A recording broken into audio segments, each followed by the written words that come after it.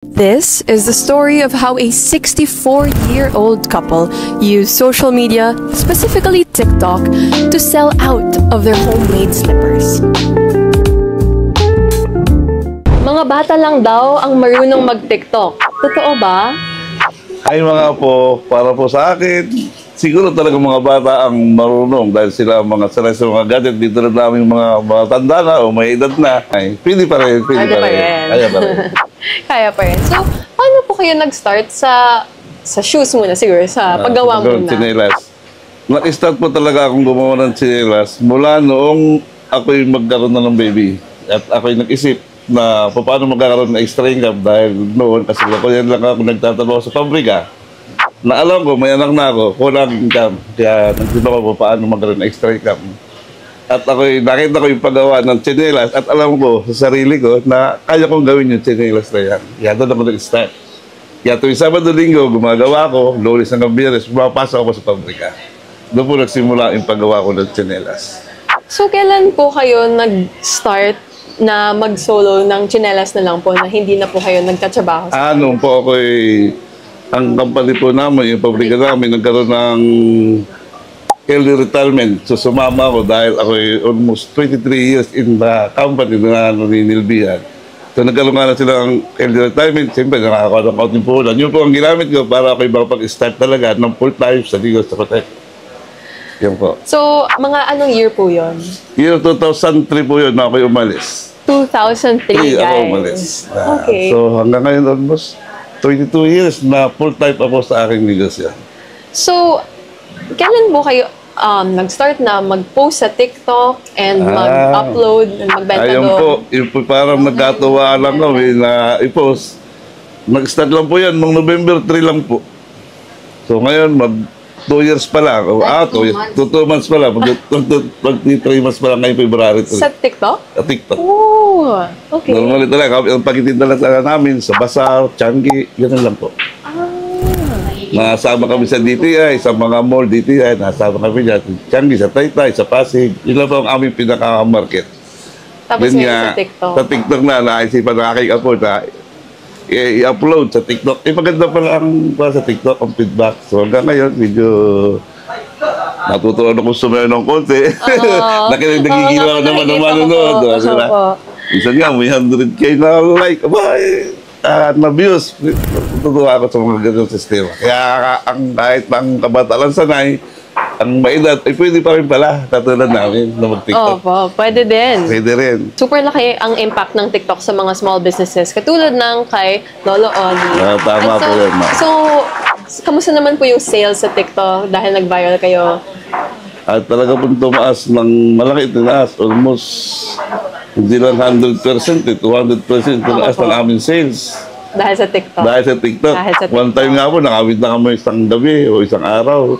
Nasa 500 pairs. Kung gano'ng karami. Di ba? Dati, 500 pairs. 500 pairs. In one day. In one day. Yes. Kaya tuwa kami doon. Normal yung binta namin sa mga bazaar, minsan 50 pairs, 100 pairs. Lahat ang regular din naman sa TikTok, minsan 100 pairs, 50 pairs lang din. So, one time na mag-600 talaga, boom talaga yun dahil sa TikTok. So maganda talaga yung TikTok sa ating negosyo. Actually, plan ko nga po mag-host ng bazaar na puro mga small local brands. Pero parang hindi siya bazaar na for profit, more on pang, kasi mahilig po ako dito sa hindi ako nag-charge or anything, but gusto ko magpa-bazaar, all mga small businesses na locally made, tapos kasama na dun sa bazaar is videos ko. Like, magawa ako ng mga videos na papost nyo sa account nyo, pero hindi ko pa sure kung itutuloy ko siya. If ever po, do you think na maganda yon? Maganda. Dahil ang una-una, matutulungan mo yung maliliit na negosyo tulad namin. Tapos ma-feature. Kasi yung ibang mga bazaar, diba, naniningil lang sila pero di naman nila pinopromote. Hindi pinopromote yung... Oo. Saka ang singilan na hindi rin talaga medyo mataas. Kaya minsan, yung mga nagtitinda tulad namin, hindi na kami sumasali dahil minsan kinikita, sa kanilang napupunta. Tapos hindi naman sila nagpo-promote ng yun nga. Meron man, pero hindi ganun tulad ng TikTok talagang nakikita ng maraming tao. Okay, so let's talk about the products now ni Lola. Ano po yung pinaka-best-selling product niyo sa TikTok ngayon? Ay, sa ngayon po, ang pinaka-wisilo ito ng aming tiyatag na Luchi. Lochi. So, ilang colors po? Ito po ba yun? Yan po. Ay, ito iba naman to. Ganun din po. Dalawahan. Merong double. Ay, same lang. Ito yung merong double yan. Oh, ang cute! So maraming gulay. So guys, nag-viral ako before because nag-inspect ako ng quality ng ibang locally made products and then mas alam niyo na yun, marami kayong sinabi sa akin. But based sa products ni Lolo, ni Lochi, wala ka namang makikitang stitching or anything and very, very soft and fluffy siya. And then how much po ito? Ang benta naman sa TikTok is 189. 189, guys. You can order it on TikTok shop. And super cute, super fluffy, very comfy. Pwede po i-try. Okay. Ito ba? Or ito na lang? Di ba? Anong... Sige. Hindi, okay lang. I-try ko lang. Oh my gosh, guys. Ang cute. Pakita natin. Hi, guys. Ang cute! Pero ang actually na-intrigue ako na... Ay, opo. Ogi? Ogi. Ogi. So this is a recreation of a popular brand. Hindi na natin i-mention yung brand. Pero it's a recreation ng popular brand na product. And I was so interested to see what it looks like in real life. Kasi it's very affordable. How much is it po? $349 for this. Then pwede siyang pang outdoors. Pwede pang outdoors. Ito naman suggested pang at home. At home outdoors. Ang cute, guys. Kaka-restock lang ata nila kasi ganun sila mabenta on TikTok. Pero di ba madami pang colors nito? Isa ngayon po, yan pala nga ang ginagawa. Pero may kasunod na akong ginagawang kulay black, kulay red. Black and red. Pararamihin ko yung lahat ng kulay niya para yung mga customer nakapamili ng gusto nilang kulay. Parang meron din po kayong na-mention na negosyo package. Ayaw po. Meron din kayong gano'n? Meron kaming negosyo package para naman yung aking mga customer o mga suki ay makakaroon din sila pagkakataon na kumita rin sa aming negosyo. Mag-start lang naman yun sa 1 dozen, 840. For 1 dozen? For 1 dozen. Okay, so if you guys want to start reselling naman yung mga products ni Lolo Oni, like this one, you can order their reseller packages. 840 divided by 12, that's 70 per pair of this item. And then, if you guys want to sell it at your local bazaar or your place, you can sell it at around 100, 120. Okay na din, 30 pesos yung tubo sa 100 or 99. You can price it at 99 because it's a more attractive price. Naglalagay din po ba kayo ng ganito sa ganito? Kung, let's say, 100 pieces gusto kong i-order. Pwede po. Pwedeng lagyan ng kung ano yung logo? gusto yung lagay na logo, pwede naman. So, ilang menu? 100 pieces? Or 500? So, depende. Pwedeng 100. Kaya lang, pagka ganun, Mas mataas. kayo magpo-provide ng label. Kasi ang label kasi, medyo, pag in-order yung 10,000 minimum. Ng label? Ang label. Tulad doon, ang minimum order ito ay 1,000. Kaya 1,000? Ay, 1,000, 10,000. Ay, 10,000. Yung Lochi. Ganon. Para daw yung run nito, sa takbuhan daw lugi daw sa setting pagka-kunti lang. Kaya 10,000 agad isang order. Okay. Paano kung, let's say, gusto nila mag-order ng 5,000 pieces, pero sarili nilang design? Pwede yun? Pwede naman po yun. Pwede sarili ng level, sarili ng set. Kung kaya naman gawin namin. Okay. Hindi naman, di mag-uusap ka kung paano mas mapadali. Opo. So if you guys are interested in starting your own at-home shoe business or meron kayong ideas in mind, pwede din kayong magpa-customize and mag-inquire na lang kayo sa page nila. I will insert it here para you guys can talk about how many yung minimum order quantity and yung pricing kasi syempre hindi 70 pesos lang kung custom yung design plus may custom logo pa. So mag-inquire lang kayo guys because like this month, today, this January, ilan na po yung pieces na nabenta nyo on TikTok? Would you know? 3,000. More or less, mga ganun piraso. So within this January pa lang, hindi pa tapos ang January, they've sold around 3,000 pieces of these slippers that are super, super cute. So ano pong mabibigay nyong advice sa mga katulad nyo po na nagsa-start ng mga small business sa bahay lang and wala masyadong malaking puhunan. Ang talagang pagninegosyo, hindi naman kailangan malaki ang puhunan. Totally ganun. Ang pinakapuhunan natin dito ay yung ating pagod, yung ating knowledge, at yung ating sipat at saka yung tiyagaan yung importante. So kahit maliit na puhunan, nakapag-produce ka ng halimbawa 10 peraso, 1 dosena, at maibenta mo, mapapaikot mo na kaagad yan eh. Ako nagsimula, ganun lang, 1 dosena lang, 1 banig lang ng goma. So sa lamesa ko lang ginagawa, na aming kain na ng araw. Then, nagtuloy-tuloy, ito yung Sabado-Linggo. Hanggang sa sabi mo rin, nag-full time na ako na akong mag-time sa company. Tuloy-tuloy, hanggang sa ngayon na.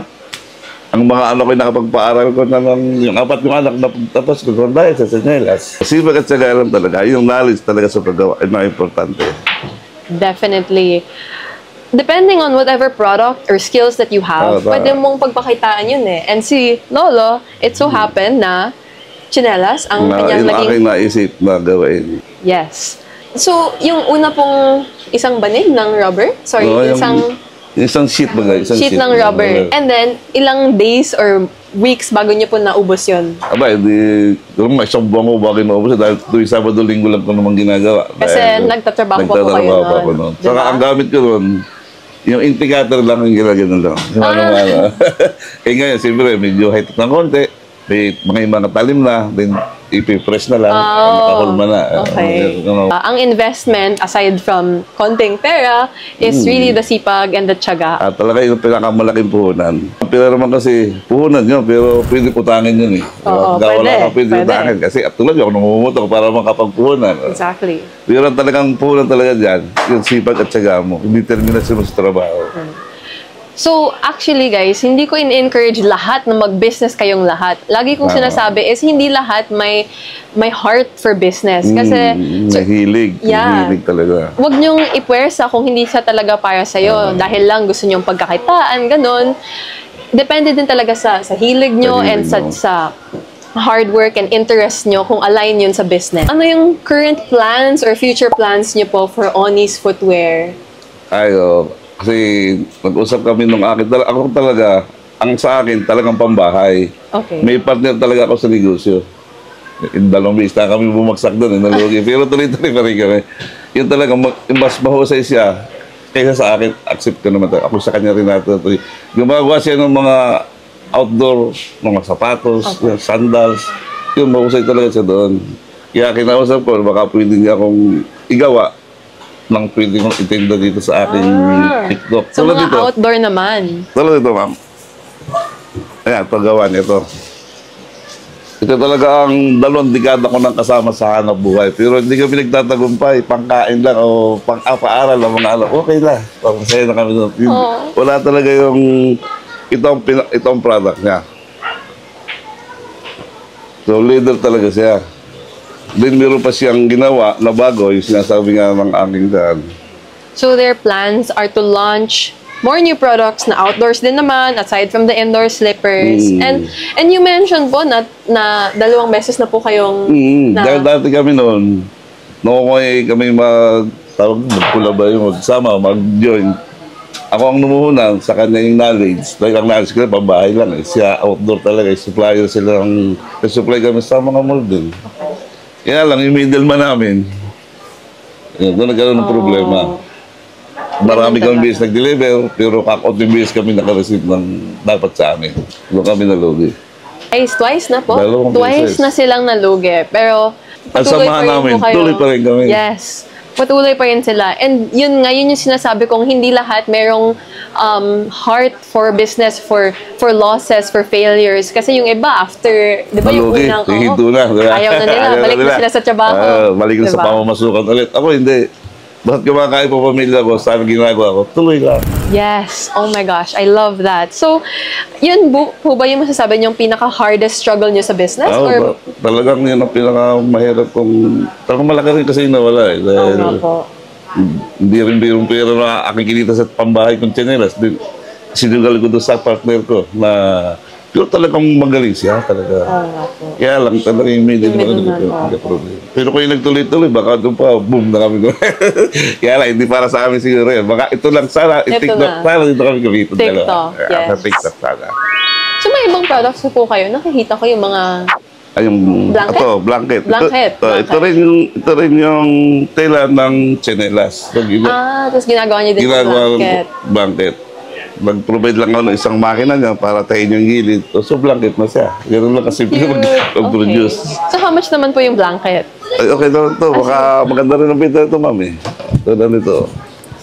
Ito yung ginagawa rin namin ganito, mga tsinelas. Oh, guys, it's an avocado. Avocado ang cute niya. Tsaka ito.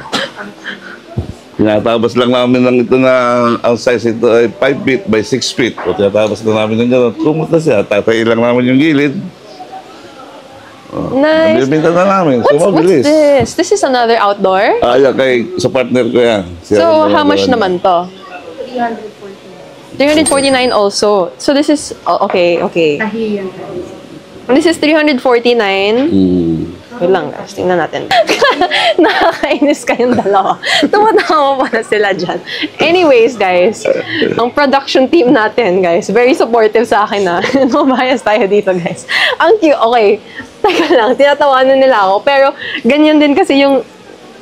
Ganito kasi type ng shoes ko. Lahat ng shoes ko ganito. Alam nyo yon na mahilig ako sa mga ganitong gawa. So, halos same yung pagkagawa. Ang cute. Tama. Wow. Yes. Oh my gosh, ang cute. Ano pong mga colors niya? Ito, marami kulay. 5 kulay po yan eh. Natutuwa ako dito. Marami black. Oh my gosh. Baka mo. Ganun siya kasi gumagawa niya. Eto. Siya mismo. Ay, parang I like this one. Siya mismo.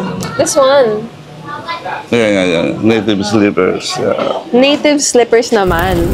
Baka Wow, guys, ang dami nating mga options pala.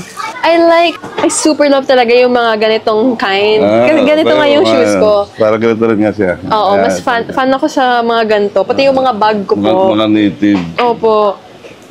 Pati yung mga di ba madami mga local? Kasi super support tayo sa local. Tama. Yung mga ginagawang furniture or like bags. I love yung mga ganitong fabric. So how much naman po yung ganito?